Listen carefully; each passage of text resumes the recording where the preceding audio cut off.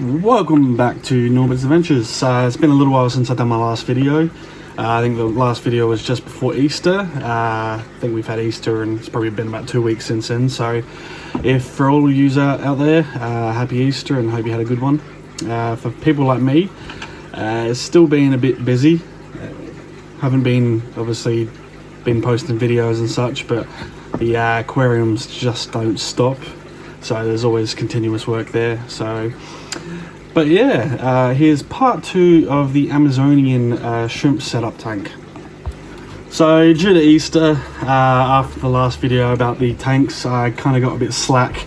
Kind of left the tanks to run for probably about 9 days without doing anything to them. I ran one with a QS200A Con-V filter and I left one without. I ended up deciding to see how it would go after a week with no water changes, and if I left the filter in there, the difference of what would be between a filtered one and a non-filtered one. So after I think it was like 9 to 11 days, I think it was, I did a checkup on them. I think the one with the filter ended up coming up with a very high ammonia reading, which I figured would be the case, and it had a TDS of 100 flat. So that shrimp salt that I got from obviously Marty obviously worked wonders, did exactly what he said it was going to do to hit the 100 mark, and yeah, so once I hit that, ammonia was high, did a water change. I've been left it for about 2 days now. Whereas the other tank, again, very high in ammonia, but the TDS was 92, I think it was. So a little bit lower than the filtered tank. I'm not too sure if that's to do with the filter or not, but that was the difference in comparison between the two. Obviously now that I've tested that and that's how it's worked out, I've thrown another Con-V QS200A into the non-filtered tank, and now I'm letting that run. I've left it run for about 2 days now. Tomorrow I'll do another water change on both those tanks and go from there. I'm obviously going to have to keep using TDS, get that TDS up. Otherwise, if I just use straight RO water, it's going to drop the TDS really low, which is not what I want.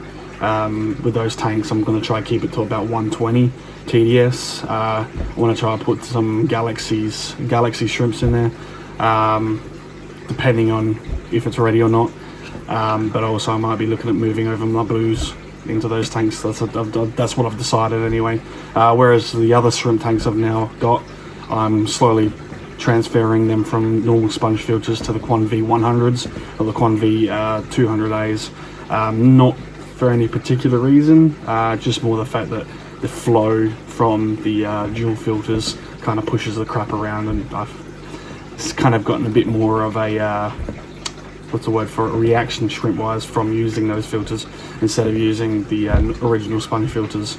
Again, once I swapped it over with when I had issues with the other tank with the fluvial stratum, I added one of those filters and it's cleared it up massively.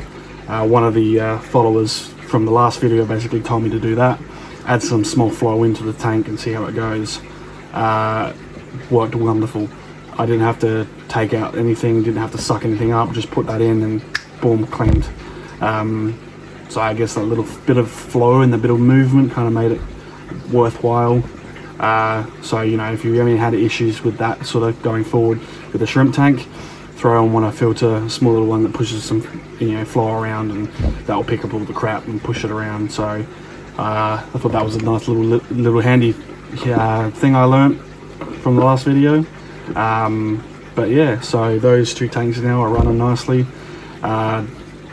Obviously with the ammonia levels, the bacteria and stuff was basically written on the package that it would leach ammonia for the first however long. I spoke to another breeder as well, basically said it can take up to 5 or 6 water changes for the ammonia to start depleting. So I might have another month yet to go before those tanks are properly cycled, but it's the whole process, which is what I'm trying to do to learn, so I can show you guys as well.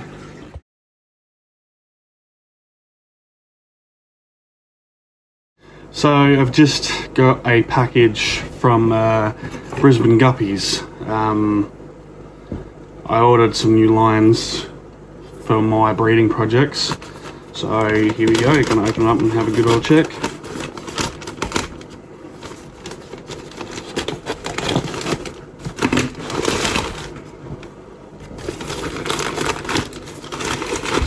Packaged phone box. Holes in there. It's different. So we got some paper, and oh, look at that. That's different. I've never seen that before. So let's open these up and have a good old gaze, eh? Breather bags. It's a panda female, looks like it. These bags are so different, I might have to look into them. A panda. More wrapped in paper.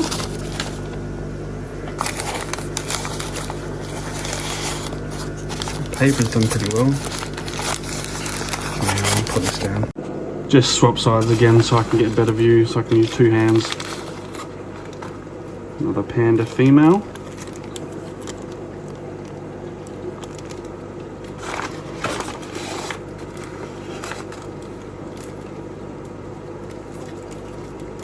This looks like they'll be the panda male. He's beautiful. Don't know if you can see that. Look at him. Nice silver colour too. So I'll quickly just pop these into the tank to warm up a bit. I think these are the breather bags, which basically has a pores inside the bag which allow oxygen and water and stuff to breathe. So I'll put them in that tank and we'll go through their rest.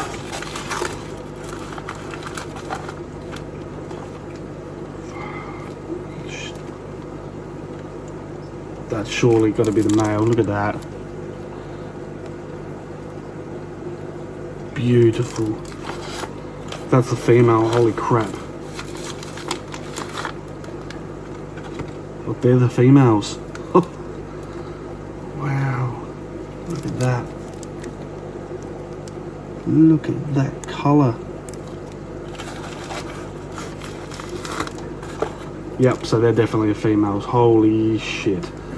Look at that. Beautiful colouring.